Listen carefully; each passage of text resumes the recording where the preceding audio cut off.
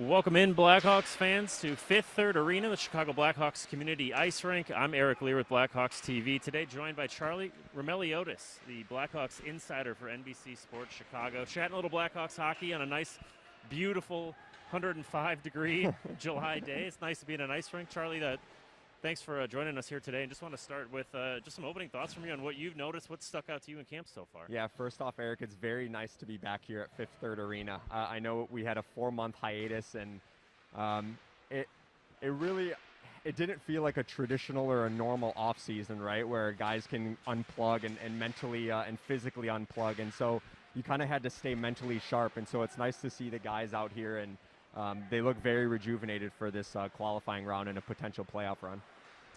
What has you most excited to have hockey back as the Blackhawks insider to cover, to look at, to see when things get back up here? Yeah, I think it's just exciting that we kind of get that postseason hockey feeling again, right? And here in Chicago, we've been so accustomed to those deep runs and going to the United Center in June. You know, and I'm sure Blackhawks fans enjoy it too when they go and they can bust out their sweaters in very warm weather. That signals playoff hockey. So I know Jonathan Toews said it the first day of training camp. It feels weird to be here in July, but it's exciting that we get some meaningful hockey here in Chicago again. I think Patrick Kane said it yesterday on his media call that it's going to feel like March Madness with so many games throughout the day. I mean, for guys like us and reporters and hockey fans, it's going to be a blast. Yeah, well, honestly, the hockey fan really wins, right? We're the ones that get spoiled with and obviously that's the luxury of having those two hub cities as the arenas for this return to play tournament, is that you only have two arenas that you have to stagger the schedule to allow for these games to happen in some. So it's going to be cool. I think what is it, 11 a.m. to really past midnight. We're going to have hockey on all day. So the first few rounds should be a lot of fun for hockey fans. Well, it's great for us working in the business. We don't have to call in sick for work. We're actually working, right? And we get to cover these games from the luxury of our couch too. So it'll be fun. I'm sure those 9:30 starts will be. I shouldn't say too much fun because I'm sure the hockey fan it'll be a grind, but it'll be cool that we can cover those from home. As we look at the scrimmage here, you see Nylander, Strome, and Kane out in black jerseys. The scrimmage we had just a couple days ago, that line really stuck out to me, Charlie. And Kane looking like Patrick Kane, dishing the puck around, and the beneficiary that was Dylan Strome with a couple nice snipes. Yeah, absolutely. I thought that line has definitely stood out in training camp, and I think it was very beneficial for Alex Nylander. He said he didn't go back home to Sweden during this quarantine period. He stayed in Chicago, and he was one of 4 guys that stayed or that joined the Blackhawks for phase 2 of those voluntary workouts, and he got to work closely with Patrick Kane. And even right before this pause, that was a line that was really standing out, especially the last couple games with Dylan Strome obviously centering that line. That they really showed some chemistry, and I think it's going to be cool to see what they can do in the postseason, maybe provide that consistent scoring from that second line. I think one guy that's really jumped out to me and to a lot of people so far at camp has been Kirby Dach. Obviously, he had a great first year as a very young kid coming in and getting some big NHL minutes. What have you seen from Kirby so far? Yeah, absolutely. I mean, just from day one, you can see that he looks bigger. He's more confident, and I think specifically to me, he's just skating with more confidence. Like, he just looks bigger. And last year, going into the first training camp of this season, it was really about whether Kirby could make the team. And I know he didn't start out the year because he was going through concussion protocol, but he was kind of, trying to solidify a roster spot. And so this time around, he knows that he can play in the NHL, and now you can tell that he wants to really make an impact for the Blackhawks, especially as early as this postseason. You see Olli Maatta out there, missed practice yesterday. Back today is a good sign. Overall, defensively, Brent Seabrook's been out and looking pretty good, battling back from a handful of surgeries. What do you make of the blue line? Yeah, obviously it's been tough with Calvin Hahn out because of a family emergency, and Brent Seabrook is slowly easing his way back into action. And then you have Connor Murphy and Olli Maatta, who missed practice yesterday because they were unfit. So obviously the blue line does take a hit in that regard, but I think it's kind of the next man up mentality, where you don't really have a full training camp or preseason games to get yourself back up to game speed. It's going to be go, go, go right when the season starts, with only one exhibition game against the St. Louis Blues before you get into that qualifying round series with the Edmonton Oilers. But it is nice to see Brent Seabrook back out here. I'm sure it was a little bit of a surprise that, you undergo 3 major surgeries in a 2-month span, less than 2-month span, and so it's awesome to see him out here and kind of giving it a go for that qualifying round. I guess I shouldn't even really be surprised given how much of a warrior and how tough he is. And I mean, the guy's given his body, his heart, and his soul to this organization for so long now. Yeah, and I love what Jonathan Toews said too about it. He's like, that's a guy that puts the team first, right? Like over these last however many years, 15 years he's been here in Chicago, he's a team first guy. And you ask anyone inside that locker room who's one of the most valuable voices in the locker room, and it is Brent Seabrook, and he's kind of been that. We obviously saw during that 2013 Stanley Cup run how big of a factor he played, not just on the ice and scoring big goals, but, getting Jonathan Toews out of that rut in the Detroit series. So the guys speak very highly of Seabrook behind the scenes as well as on the ice. And it seems like he's just always stepped up at the right time and in big playoff moments. And it obviously still remains to be seen if he's going to be able to play in this postseason. But yeah, a guy you never want to count out in postseason scenarios. Right. It is going to be tough because he's got a very short time frame to try to get back up to game speed, and it's not like a traditional training camp. Obviously, Calvin DeHaan was out here for day 1, but he was skating prior to this phase 2 in Ottawa, and so it was nice because he was able to get his legs back underneath him, whereas Brent Seabrook is trying to get back up to game speed in a 2-week span and with only 1 exhibition game. So we'll have to see how that plays out. With guys like Boquist and Kirby and even maybe Nylander, younger players who have seen some NHL time, I almost wonder if you can treat this like it's another season for them based off of how long that layoff was. So it's almost like you're excited to see what Kirby can do in his 2nd season already. Yeah, it really Boquist can do. Yeah, it really does feel that way. And those guys that get drafted, especially Kirby Dach last year, it's you go through a whole junior season. And then you go through the draft process, and then you get drafted and you have development camp, and then you have the Traverse City Prospects Tournament. So that they never really get a full offseason to kind of mentally and physically recharge. And I feel like we're seeing that right now with Kirby Dach and Adam Boquist, where they finally have an offseason to kind of mentally unplug and get their bodies right for the grind of an 82-game schedule. And so I feel like they're going to be very fresh for this postseason, as well as all the other younger guys here at camp. Nice play by Seabrook there, laying out his body to stop that pass from Kubalik. And Kubalik, some big news earlier in the week, Calder Trophy finalist, a heck of a first season for him coming over from Europe.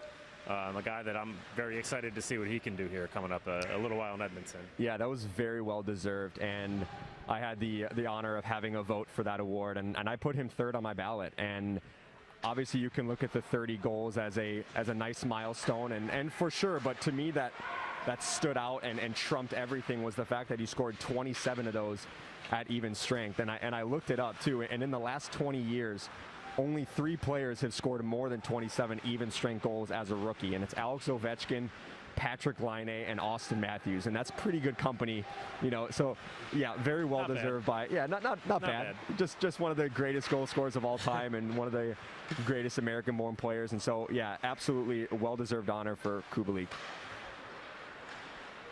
We're seeing some of the young guns out here right now too. A lot of the taxi squad members I know aren't getting as much attention, but it's very important for these guys too. Chad Chris and Philip Kurashev, and we heard Stan Bowman talking about it at the beginning of camp, where this is valuable time for them in their developments too, as well as the goaltenders. And you mentioned goaltenders, obviously a big story at camp. Corey Crawford hasn't been here yet, deemed unfit to play. So you've got a handful of guys basically vying for a spot to play against Edmonton should Corey not return. Yeah, absolutely. And obviously it's a big drop-off when you go from Corey Crawford to the 4 other goaltenders he had camp when you look at just game experience. But it is a very huge opportunity. And even if Corey Crawford does return and he is ready to play, it's still valuable experience for these goaltenders right now to kind of get this extra work in ahead of their season next year and kind of prove themselves. Kevin Lankinen and Matt Tompkins obviously were really strong in Rockford, and we obviously know what Colin Delia can do because we got a glimpse of him last year, and he was really good in short stretches. And obviously Malcolm Subban, he's got NHL experience, but he really hasn't had that full-time starter role yet. And even he said, if I do get this opportunity, it would be an opportunity of a lifetime. So certainly one of the storylines to follow as camp goes on. Have you started to think about or research or look into Edmonton? And I know it was a long time ago, obviously, but look back at the Blackhawks Oilers tilts from this year. Yeah, I have. And it's funny, though, because I'm looking, statistically, you're researching the matchups and kind of breaking it down, and it kind of feels like a completely different season. And I even asked, Jeremy Colleton this yesterday, how important special teams is going to be, because the Oilers had the #1 ranked power play and the #2 ranked penalty kill. So if anything, this series for sure is gonna play a large role, or special teams is gonna play a large role. But at the same time, we don't know what it's gonna be like when we come back, and if the Oilers are going to be this powerhouse of a power play team. And certainly you look at Connor McDavid and Leon Draisaitl, and those two guys stand out, but they have some depth scoring. I will say the Blackhawks are probably the better 5-on-5 team statistically, and so that's why I think special teams is going to play a major role, because the Blackhawks can get away with winning that 5-on-5 battle. I have this thought, maybe it's what I want to see, or what I'm thinking would be fun to see, would be some end-to-end action with those two teams. So do you think the possibility is there with a long layoff and trying to shake some rust off, that we could see some end-to-end action? Yeah, I do, because we see this every year as well after training camp. The first couple games, or I should say the first month of the season, is always very high scoring across the NHL. And I think it's because it takes a while for goaltenders and teams to get their structure in place. So I think we can certainly see a similar situation here, where just not just Blackhawks Oilers, but across the NHL, we're going to see some pretty high scoring matchups. And if you're a Blackhawks fan, this is certainly, or just if you're a hockey fan in general, this is certainly one to watch, because you have multiple, 2-time and 3-time Stanley Cup champions on the Blackhawks with Kane, Taves, and Keith, and Saad, and then you have on the flip side guys like Connor McDavid and Leon Draisaitl, who are two of the best players in the world. So it should definitely make for some entertaining hockey and fast-paced hockey if you're a fan that maybe, even if you're just an average fan, you don't even have to be an Oilers or Blackhawks fan to enjoy or appreciate this series. Nice move by Dylan Sekura there to open up a nice pass. He's a guy who we've seen up and down a little bit. Maybe one of those guys who could get in and see some action in the playoffs, and a guy who has played pretty well. Maybe not as consistent as he would like over the course of his time here, but did some great things last year. Yeah, I think he's really flourished in Rockford, and it's because he gets so many minutes down there, and he's playing on the first power play unit, and he's playing a top 6 role. And so it can be difficult for young guys like Dylan Sekura, where they come up to the NHL and maybe they're not playing that same exact role in the National Hockey League, and maybe you have to earn your stripes as a third liner, and you're not getting that power play time. And I remember talking to him last year, and it can be a really difficult transition, because maybe he sees himself as a scorer, as a point producer, and then he gets to the NHL, and that's, he finds himself more in a middle 6 role. So it would be nice to see Dylan Sekura maybe secure a full-time roster spot here in the years to come. And if he does get an opportunity, I'm sure he's going to try to make the most of it. What have you made of Lucas Carlsson, a guy who I think there's some high hopes for, and who's seen a little bit of action, and is maybe on that precipice of maybe making that next step? Yeah, you kind of look at the Blackhawks' pipeline, the defenseman group, and a lot of other guys stand out, like Boquist and Ian Mitchell, who just signed, and then you kind of lose the fact that guys like Lucas Carlsson are also part of the mix. And when we did see him for that brief stretch in Chicago before the NHL pause, I thought he's one of those guys where you're not going to notice him on the ice, but not in a bad way. It's because he's not going to make mistakes, and he's going to always make the right play. And so I think that's a good thing for some organizations. You don't necessarily always have to have those flashy type defensemen. Lucas Carlsson is a guy that really does a lot of things well. He doesn't do one thing great, but I honestly think that just speaks volumes of he's a steady type young defenseman.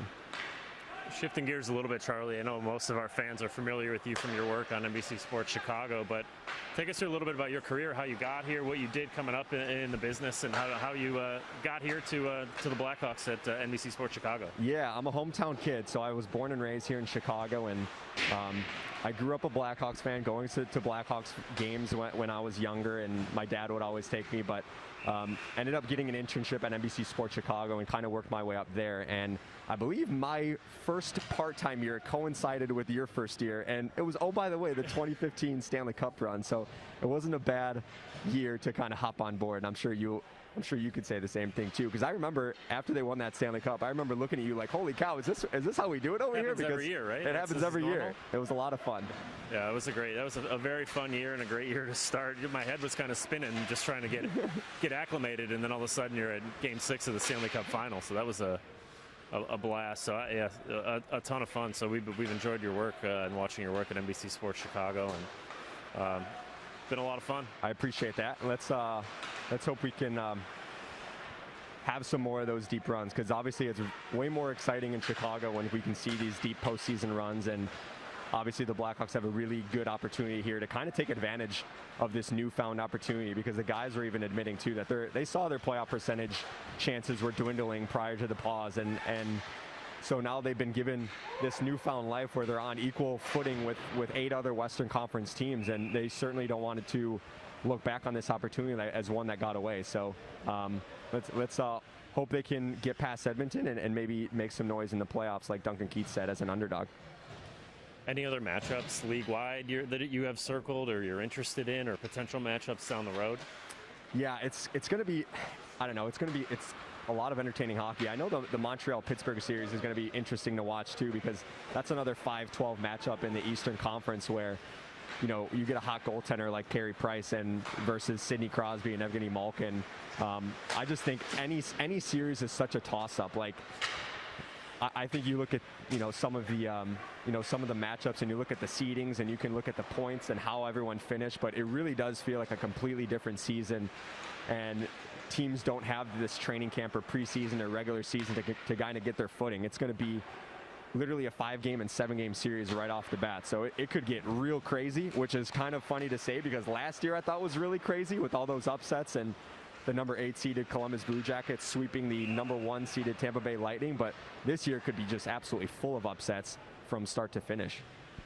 Yeah, it's just going to be a blast to watch throughout the day. So much hockey on throughout the day. It's going to be so much fun. I mean, I'm counting down the days just to get to it to start watching. I know. It's fun here in Chicago if you're a Blackhawks fan, and, us putting out all these videos, and I'm sure they're excited to see some of these young guys. But if you're a hockey fan as well, I mean, it's just going to be so entertaining with all these games from morning to night. And, even when we go past the qualifying round, it's going to be first and second round matchups in the conference final. There's still going to be a lot of hockey on every day. So we're just going to be spoiled as a hockey fan.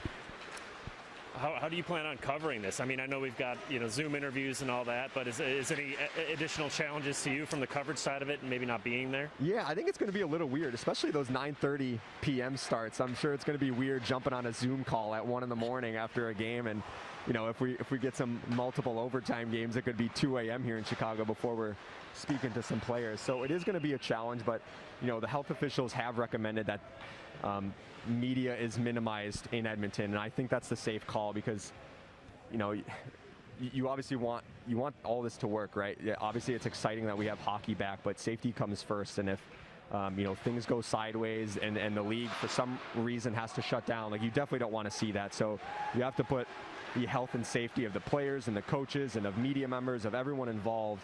You have to keep them safe and healthy so that we can finish this season the proper way. And Edmonton seems like a great place for this with the new rink. There's a lot of hotels connected to it.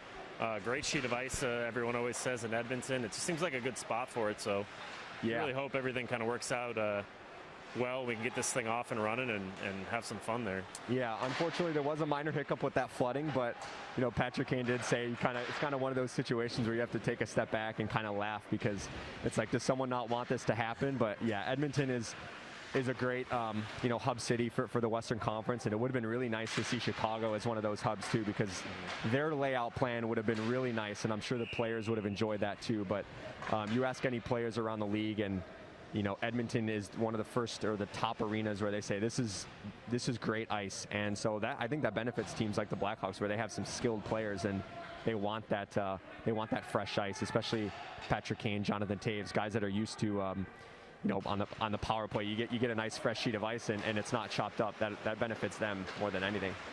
Yeah, so I know Chicago made a pretty deep run in the bid for the city. I think Fifth Third Arena is a big reason why, as you look at these two pretty amazing sheets of ice, quality ice here, just 2 blocks south, a couple blocks south of the United Center. I think it would have been a great campus, and I mean, I don't know what you think coming to Fifth Third every day, but it's a pretty amazing facility.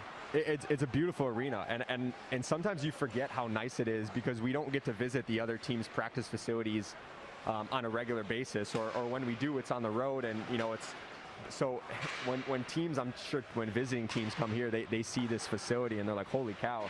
And I do feel like that's a big reason why a lot of free agents in the past have wanted to come here in Chicago, because everything is so first class, and it's like their practice facility is first class too. So this is where you spend a lot of time, and obviously the United Center as well is one of the a rich historic building to play in. So yeah, everything about Chicago, they made a real strong case to be a hub city, and you respect the NHL's decision, but Chicago certainly deserved to be part of that front runner group.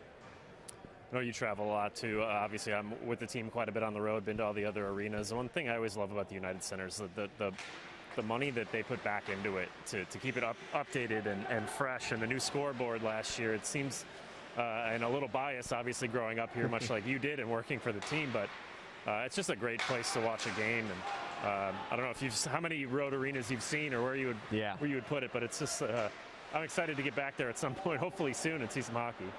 I'm sorry, I got really distracted by that Kirby Dach move as we were talking about that. I thought he was going to score, and we actually saw him do something similar to that a few days ago, and boy, oh boy, he could really be an X factor in this Edmonton series. And Patrick Kane talked about it too the other day, about how the first 2 lines, obviously Connor McDavid and Leon Draisaitl are going to be on separate lines, and then you have Patrick Kane and Jonathan Toews.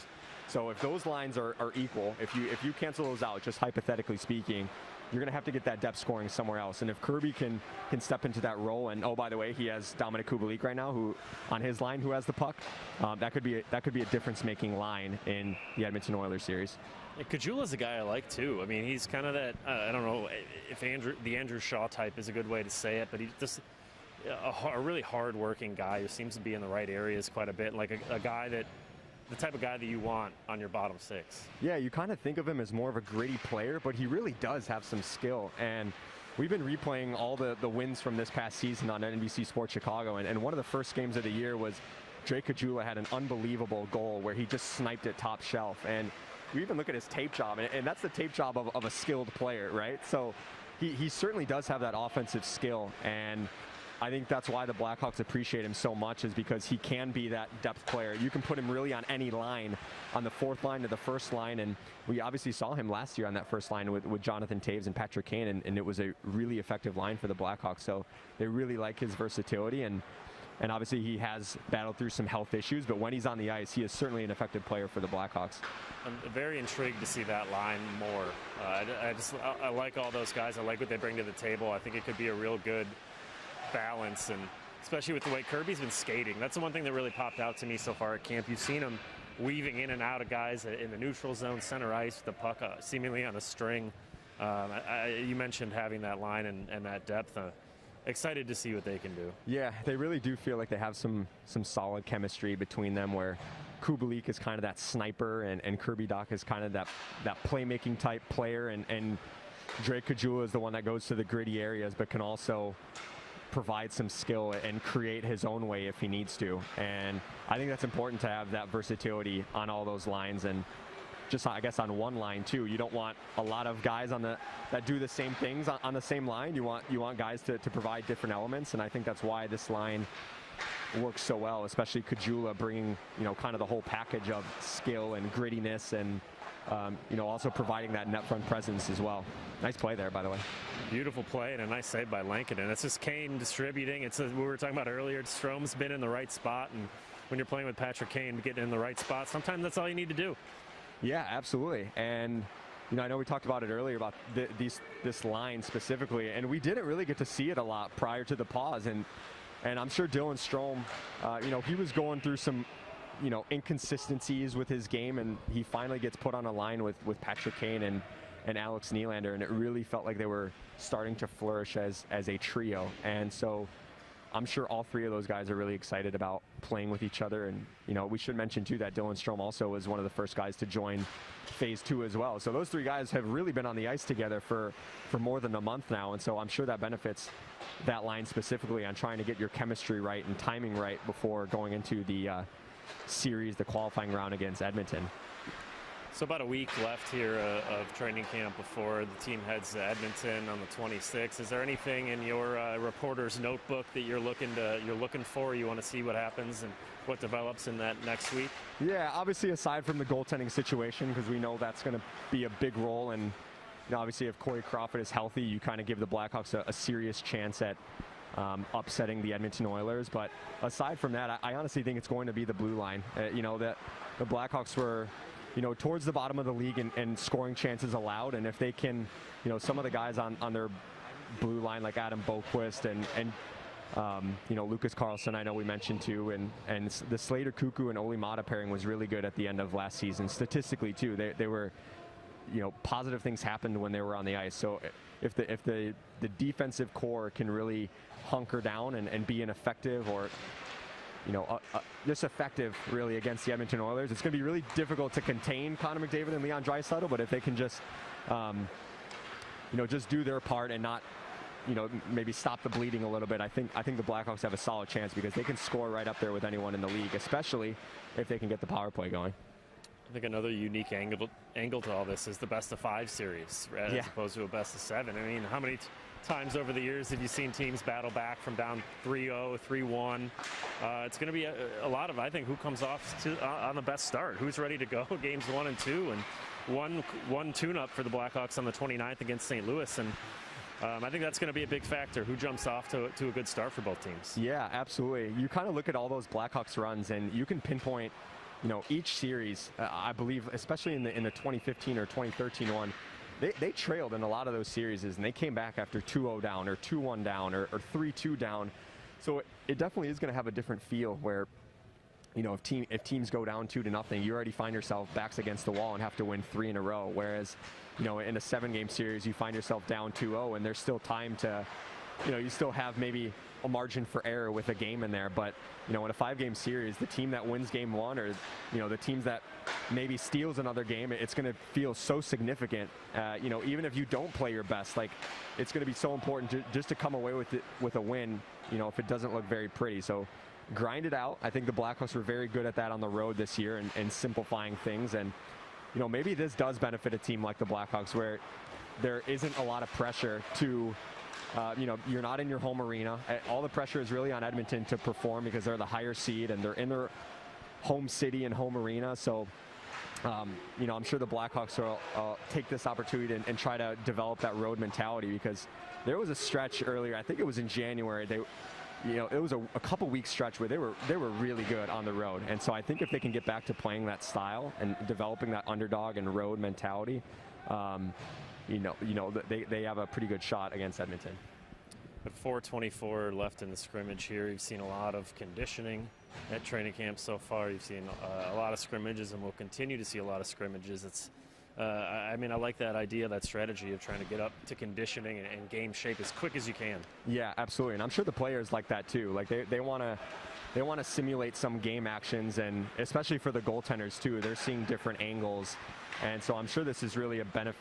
It's beneficial for really everyone involved, conditioning purposes, but also, just simulating that game action, because you aren't going to have multiple preseason games to get back up to speed. You only have one against the defending Stanley Cup champion St. Louis Blues. So it's going to be real important. And even Jeremy Colleton said that at the beginning of camp, where we're going to have a lot of scrimmages because we need to have a lot of scrimmages. So, and it's fun too for the fan. I'm sure fans that are watching this live stream right now, they love scrimmages. There's something about scrimmages that feels so fun, because, it just feels like you're watching a free game. And so, even for us right now commentating this, it's very enjoyable.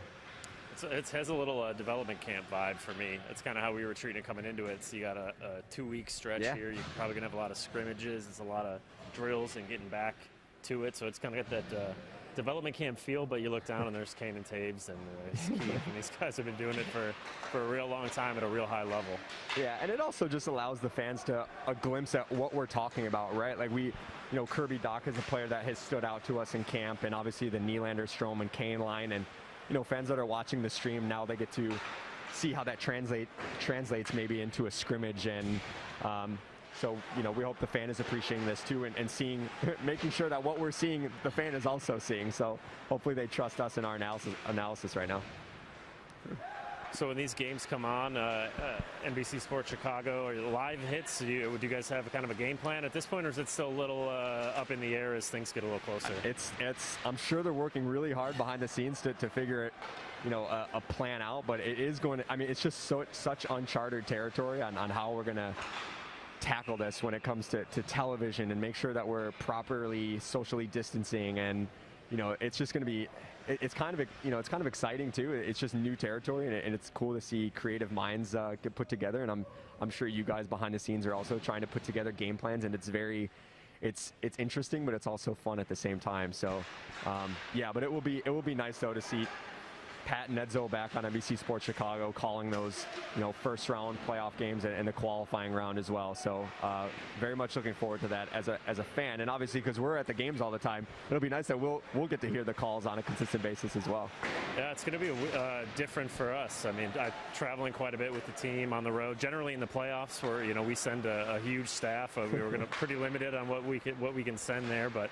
I think we will have a little bit of a fan feeling to be a fan again, watch on TV, and I'm looking forward to it. I think the best part about this is, or I shouldn't say the best part about it, because we're trying to make the most of it, but it's cool that we're all going through this together, right? Like even when we were starting on day one of training camp, asking the PR staff how is this going to work, and it's like we're all trying to figure it out on the fly too. So you kind of forget that in a sense. So it's been nice. Got some action here, a little penalty. I thought we had an injury back there. That's fortunate. Boquist is getting up. Looks like a hook there. Maybe we'll see a penalty shot. Are we seeing the scoreboard correctly? Is it still 0-0, or is it? It is. Wow. It is. Right after we got finished talking about how high scoring of a series Edmonton could be. Yeah. Very structured and very tight checking game here at Fifth Third Arena. And I guess that the same thing could happen. As much as maybe I want some end-to-end action, it could just be teams really feeling each other out to start this and seeing where each other are at, which you see how that goes in a short series. But I'm just too excited. I'm keep thinking it over too much. I want to get there and watch the games, but it could be that way as well. That's a great point. I didn't really think of it that way. I usually, you look at the October stats, and every year it's always very high because of goaltenders, and they're trying to get into a rhythm, and everyone's trying to get their structure in place. But yeah, maybe teams are going to play conservative right out of the gates and make sure they're not giving up a lot, and make sure you get out of that first period without giving up anything, whereas opposed to Patrick Kane and Jonathan Toews, here you go, run and gun. So there could be some structure for sure out of the gate. Just over a minute left in today's scrimmage here at Fifth Third Arena. I wonder if we'll see any sort of overtime, maybe shootout, something at the end here to get some points on the board if nothing happens. If we do see a shootout, my money is on Slater Cuckoo for his shootout goal yesterday in one of the games, and he had an A+ celebration too. That was a lot of fun to see. And that's my favorite drill they do. Each player lines up on a make or miss side. You kind of vote who you think, if the player's going to make it or miss it, and skate a lap if you're wrong. It's a fun one. It's always funny to see some of the veteran guys go out there, like when you see Patrick Kane, the entire ice just shifts to one, and then there's always like two players, and it's like, oh, there goes Jonathan Toews on the other side betting against Kane, and it's a funny dynamic the players have. I feel like the guys are really getting into it. It's kind of like an all-star game, right? Where it's like at the end, the final couple minutes, it's like, wait, we want to win here. It's a tie game. I'm sure there's some laps on the line here too.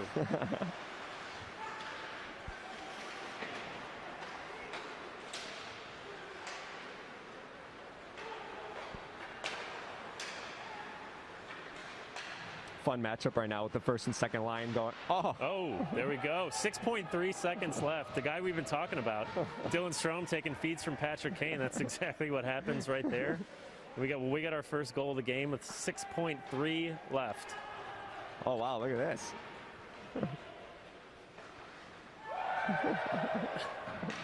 We're having some fun now. They're having some fun. I'm sure the black team is going to be submitting a request later on that they put it on the scoreboard. It's kind of fitting we're talking about how much Strome has benefited in these couple scrimmages from Kane and being in the right spot, and Kane's vision is obviously second to none league-wide, and exactly how it happened. This is funny. Dylan Strome just signaled to the scoreboard operator. He saw them put the 1 out there, and he sees it a tie game, and that was funny. Well, Charlie, thanks for joining us. Thanks for hopping on. Great talking hockey with you. We're excited to see your coverage on NBC Sports Chicago. Always thank you for having me. It was an honor, and let's hope to do it again soon. Appreciate it. And thank you all for tuning in and watching today's live stream from Fifth Third Arena. Stay tuned to Blackhawks.com for a ton of coverage, written and video, of training camp. And as we wind up here to get to Edmonton, thanks for joining us.